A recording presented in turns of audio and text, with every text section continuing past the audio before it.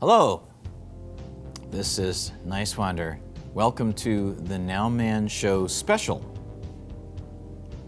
The Roots of Society and the Enlightenment of Solutions. Sometimes it may seem difficult to know where to begin, but every story must have a beginning, just like every day has a beginning.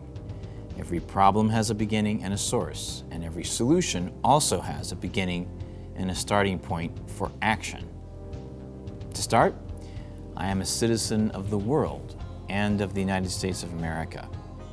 And this commentary is directed first to each of you as individuals, but it is also directed to citizens of the United States, and it is directed to citizens of the world.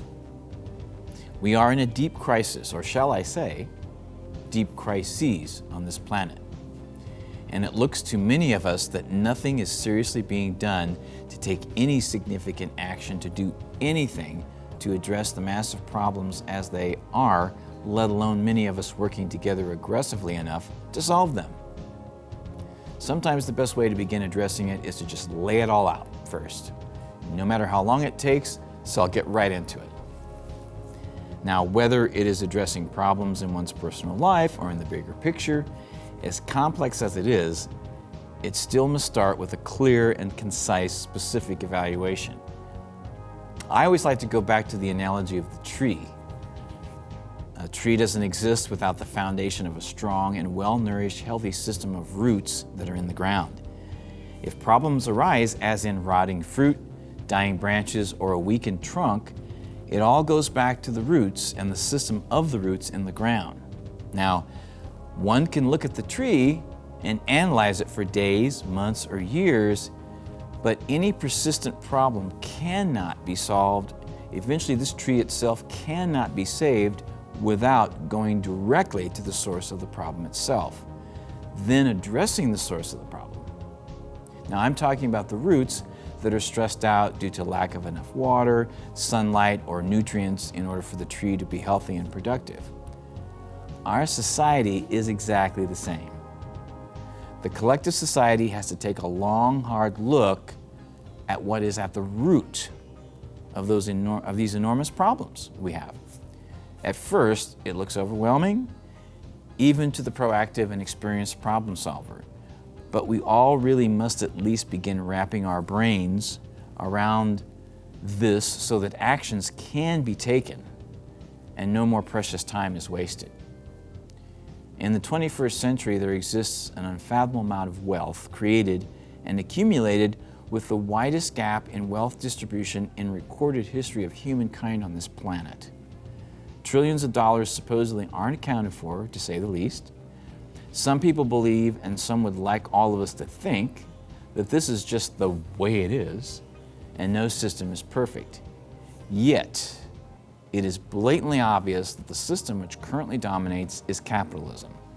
And that system is primarily focused on markets, with commodities and services that over time have been and are creating vast amounts of capital, profits, and wealth. Now, in reality, capitalism was initially created and its productivity and the profit margins significantly increased through the imperialistic genocide and enslavement of millions of people. And perhaps by this time in the 21st century, we could say this number is now in the billions of people.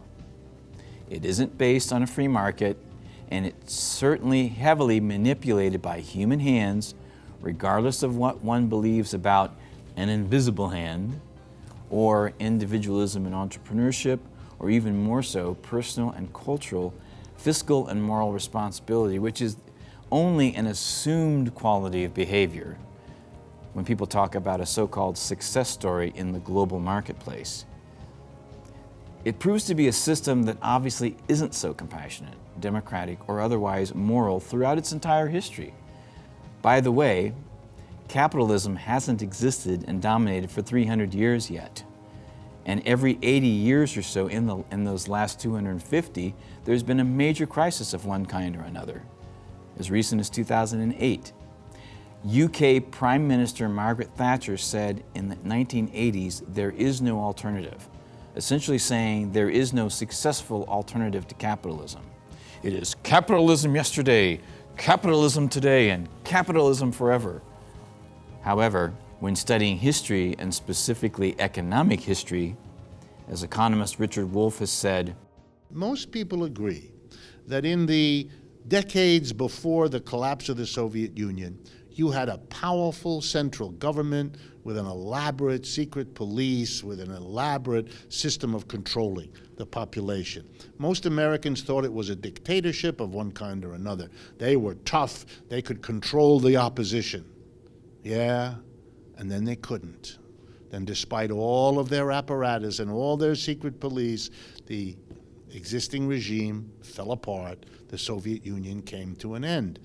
I understand that there are powerful forces in the capitalist sector, in the government, that would want to stop this. But the fact that they have a lot of resources and the fact that they want to stop it is no more a guarantee that they'll be able to do that than it proved to be for the people who ran the Soviet Union. So I think we ought to take our hats off for a minute and understand every economic system in the history of the world has been born, has developed, and then has passed away.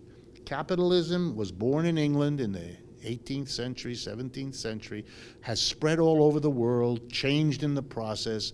It's now everywhere, but the question is it now passing away?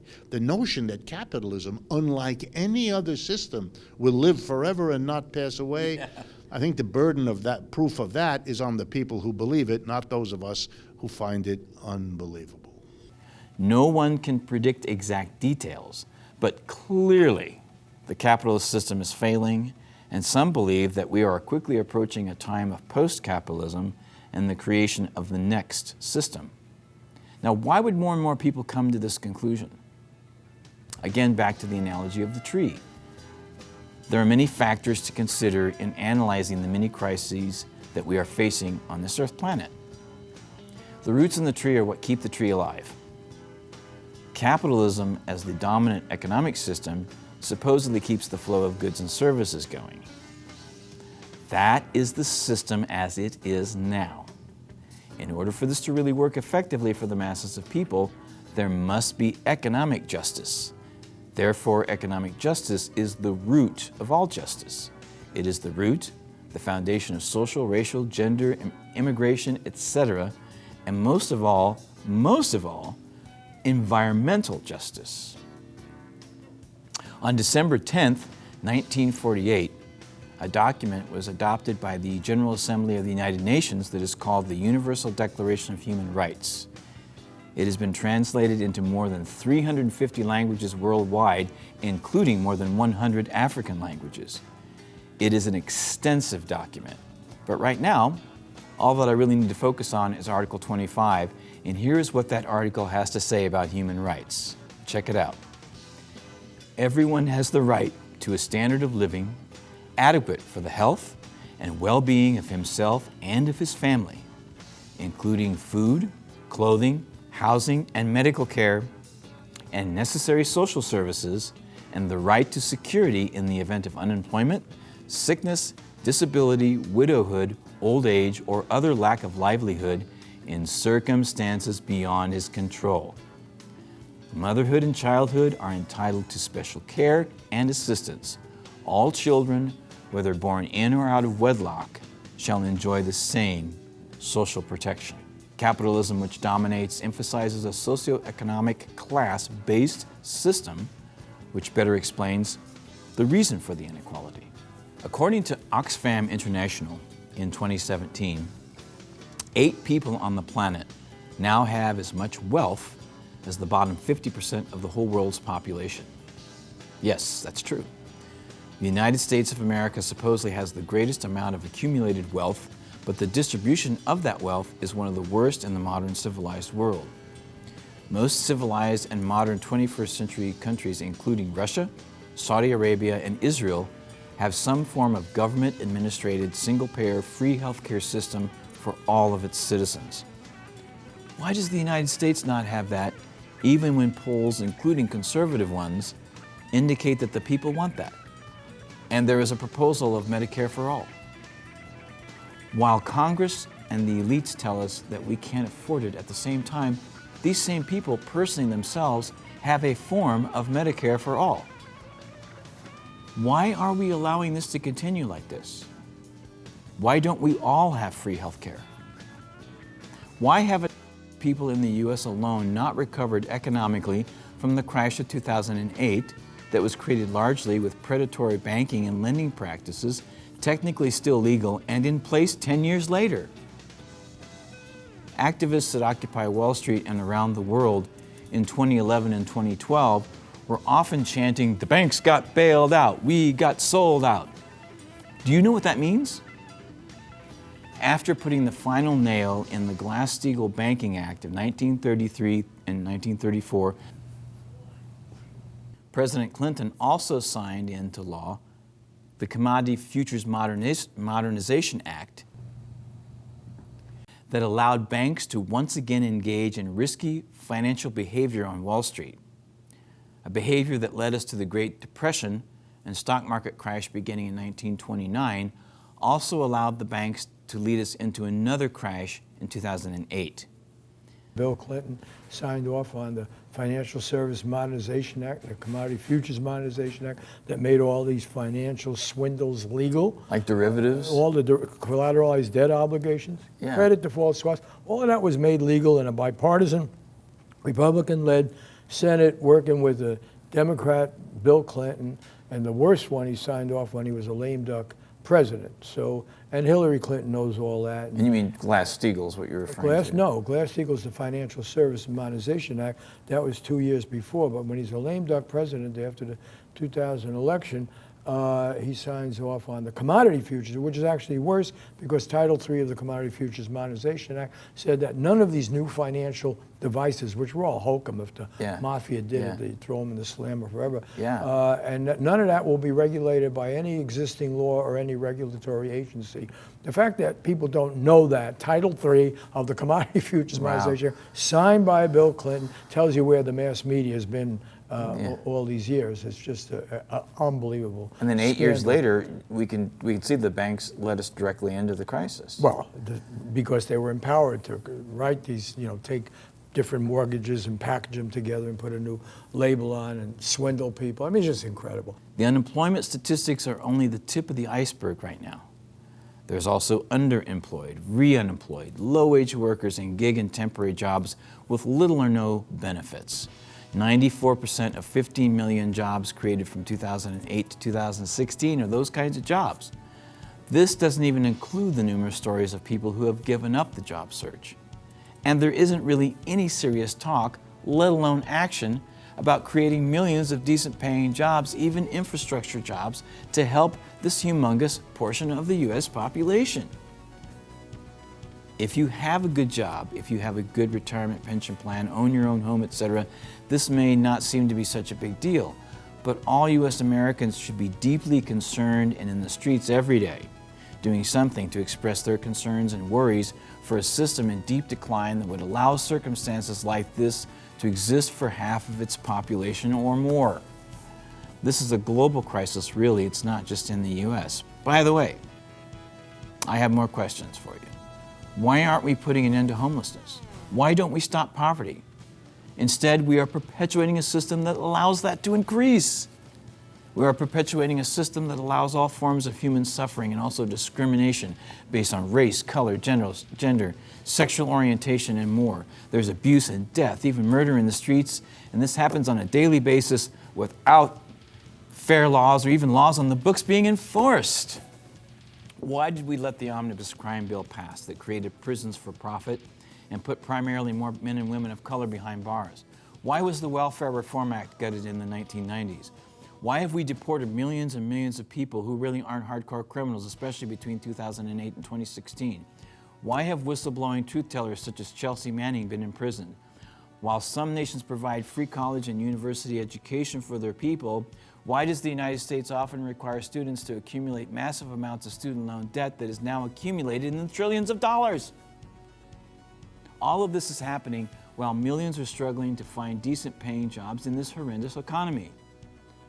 Why are the wealthiest people and corporations being given an even bigger tax cut than the low one that they already had for over a decade? And there will probably be talk of cutting social programs like Social Security, kids' lunch programs, and SNAP, which is the new name for food stamps. The 2018 U.S. budget requested is over $4 trillion with a deficit of $400 billion, in part to reducing taxes for the 1%. And why is at least $700 billion of that for the military and war budgets? Why is this considered normal? The U.S. annual military budget is about the size of the next 6 highest countries' military budgets for 2018, including Russia and China. We have been in fake wars turned into wars on terror and drugs since 2002, and even before that, really. Speaking of drugs, why do we have an opiate epidemic and nothing really seriously being done to end it? It's one of the largest causes of death every year in the United States. Why does the richest country in the world have one of the highest infant mortality rates in the world? Many countries guarantee day care for children and extensive family leave for new parents. And why does the United States not guarantee it at all? Why is there emphasis on private schools even in the daycare industry? Why aren't we adequately prepared to lose millions more jobs with the advent of full automation in the not-too-distant future? Why can't we guarantee money for everyone who needs it right now in the form of universal basic income that would obviously help boost the flailing economy overnight? Why isn't the USA radically transitioning our energy systems to solar, wind, and micro-hydropower systems to create electricity and other forms of clean energy, rather than continuing production and transport of fossil fuels all around the world, and especially to China and India? There is no debate. The proof exists. Humans' use of fossil fuels is radically changing the weather and the climate globally, and we could be facing environmental catastrophes on a scale that may seem unfathomable.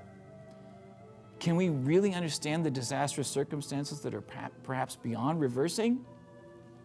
Did you know that the company Monsanto, known for GMOs, Roundup fertilizer, and non-environmentally friendly products, is banned in Switzerland, Japan, Germany, France, Greece, Austria, Russia, Peru, New Zealand, South Australia, Bulgaria, Hungary, Ireland, Luxembourg, and Madeira, but not in the US?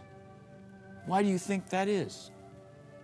What will it take to get millions more people actively involved in working on identifying, creating, and implementing solutions every day starting now? That may be the most important question of all.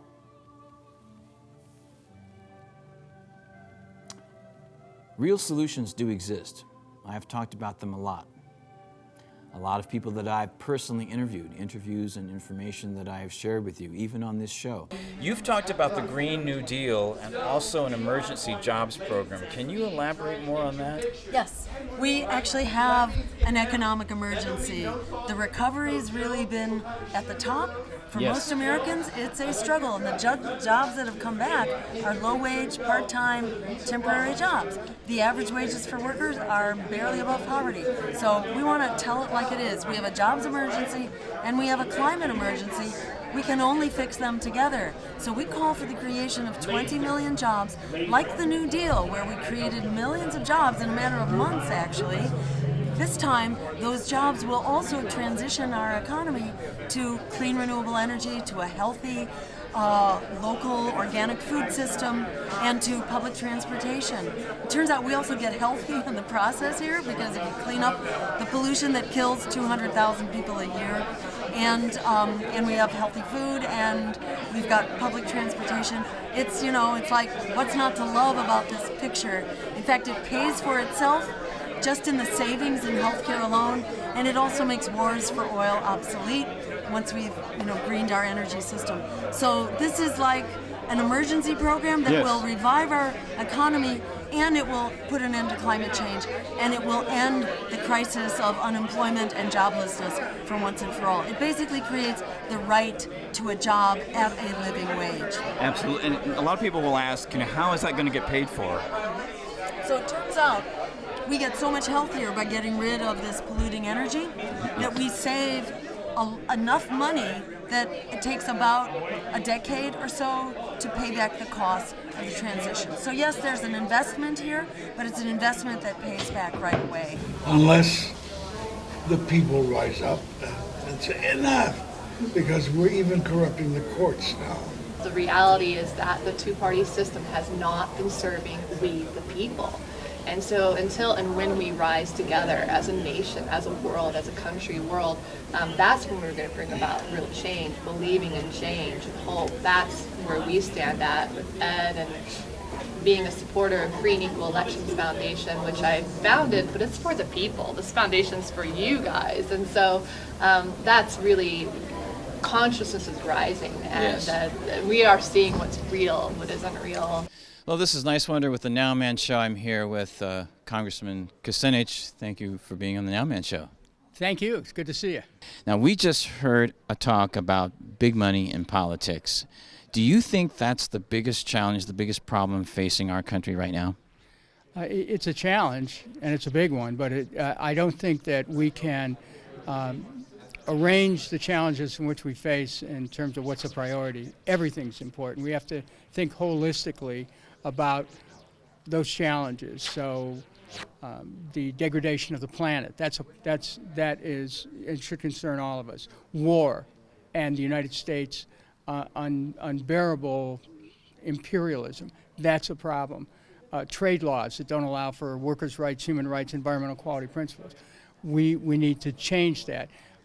There are the fact that so many young people can't get a decent education.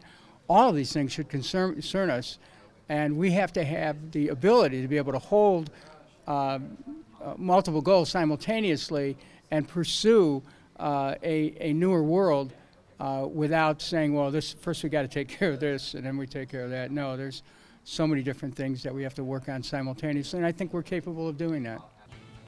And some of us are working on implementing, even personally, whatever we can. Everyone needs to be on board. Everyone. I understand people in this capitalist system feel trapped, overworked and underpaid, strapped for free time, etc. After all, it is a system that demands more and more profits be created. Now, I understand that there are multiple family and other obligations, but everyone is going to have to take and make major sacrifices, or we will face even worse circumstances than what I briefly actually just went over.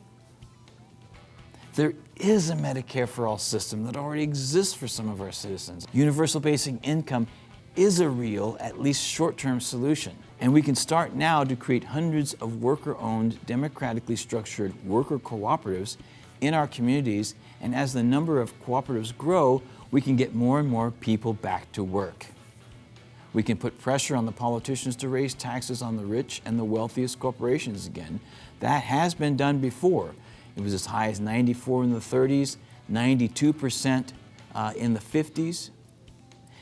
And it does bring more significant amounts of revenue into the system in order to help create millions more jobs. This has been done before with the New Deal in the 1930s. And this can also include providing more resources and support programs for entrepreneurs and those desiring to create worker cooperatives, and for jobs focused on transitioning our energy systems.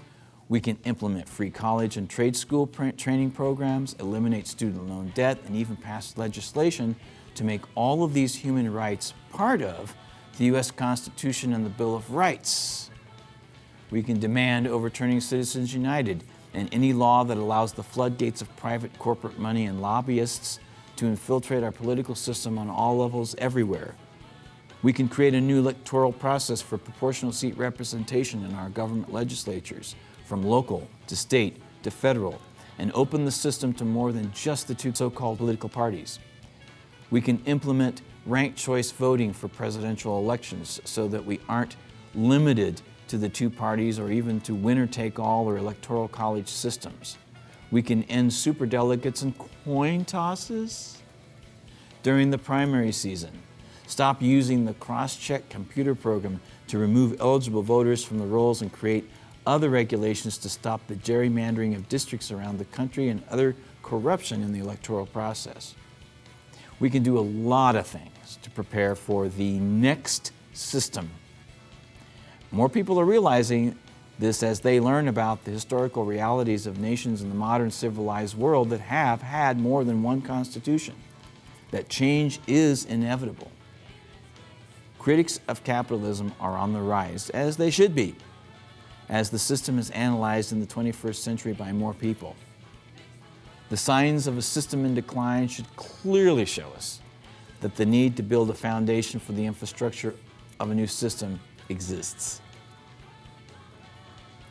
This is not a new thing.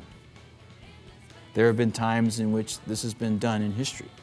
Even in the creation of the USA 250 years ago, a group of people knew that they didn't want to be ruled by the British monarchy or the Church of England. Surely we've come further along in our understanding since that time. If we haven't, we must be honest with ourselves if we want a future world that is truly compassionate, democratic, egalitarian, and equal. This will require much more than reform to address the crises that we have created through the system that dominates. The system that puts profits and money before people and planet. We need priorities of our system that are at the foundation, the basis, and the root of our societies to be more compassionate, equitable, democratic, equal, and egalitarian, truly putting the people and planet before profits and money. We must do this if we are to survive and then thrive on this planet. There's a lot every one of us can do to educate ourselves. I recommend movies such as The Inside Job, about the 2008 crisis, which won an Academy Award, The Corporation, which explains the obvious subject matter implied in the name, Shift Change, about worker cooperatives in Mondragon Valley in Spain, and others in Cleveland, Ohio, Brooklyn, New York, and the Bay Area of Northern California, and Naomi Klein's The Take, about the workers taking over factories in Argentina and creating worker cooperatives. DemocracyAtWork.info focuses on democratizing enterprises. What are you going to do for your part from here, now, and going onward? This is Dan Niswander. We are the roots of the system, and we must be enlightened to create real solutions. Thank you for your time and tuning in to the Nowman Show. The tradition of truth is always to allow suffering to speak.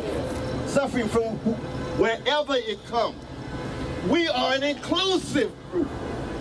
Yes. Tea Party brothers and sisters look like the audience for Lawrence Welk in the National. I ain't got nothing against Lawrence Welk and Bubbles. We look more like an audience for Lupe Fiasco. Oh, we look more like an audience for Carole King and James Taylor. Yeah, we look more like an audience for Prince. That's the kind of audience we got. Yes, we cut against the grain, but it's uncommon humanity. So yes, we are open to prophetic Mormon brothers and sisters if they believe that corporate greed ought to be eliminated. That's right. Give the prophetic Mormon brothers and sisters a hand right now if they want to come here and join the movement.